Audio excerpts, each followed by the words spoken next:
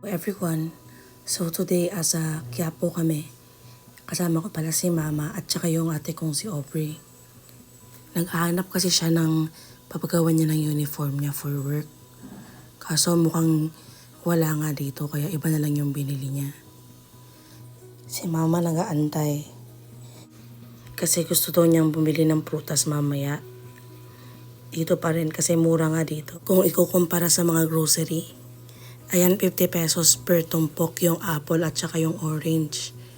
Kasi ngayon sa grocery, 50 pesos na yung isa niyang Fuji apple na yan.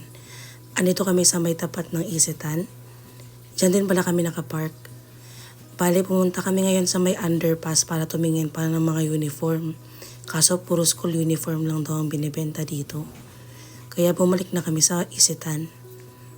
Pero bago yun, huminto muna kami kasi si Aubrey natuwa dahil mayroon nga mini donuts dito. Matagal na namin tong favorite kasi mayroon ito dun sa may market. Lagi kami nagpapabili nito kay Mama. Ayan, paakit na kami sa parking. Apakagulo pala ng parking lot dito. Hindi ako natuwa. Parang mas gusto ko sa labas na lang mag-parking yung iniiwan yung susi. Bale, papunta pala kami ng Binondo ngayon para mag-lunch. Doon kami kakain sa lagi namin kinakainan. Sa Sincerity Restaurant. Sobrang sarap ng chicken nila doon.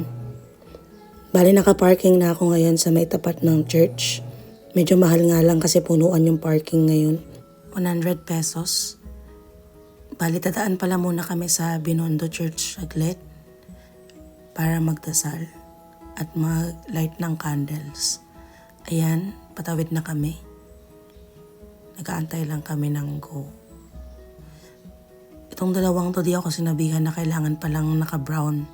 So sila lang yung naka-couple shirt. Ayan yung interior ng church. Maganda talaga siya. Yan sa ibabaw.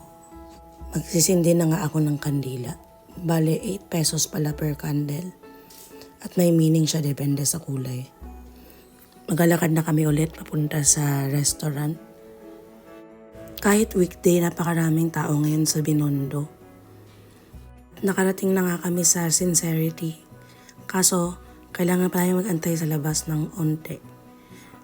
Nakapasok na kami sa second floor daw kami. Ilalagay nila ate. Andito kami sa malapit sa may private room. Ito pala yung menu nila, pakipost na lang. Hindi naman siya kamahalan. Sakto lang. Bale, ang in-order pala namin ay isang whole na Sincerity chicken. Tapos, biswa na bola-bola soup at yung fried rice ng Sincerity. Sincerity fried rice. Tapos na kaming mag-lunch. Ngayon namimili pa kami at mag-food trip. Bumili pala si Aubrey dito ng masarap na lumpia ang gulay. 100 pesos siya per piece. At nagpatuloy na kami sa paglalakad. Si Mama nakakita ng gulay na gusto. Kaya huminto muna kami para bumili. Mas mura talaga dito kaysa sa groceries. Ayan na nga, dami talagang tao at mga sasakyan.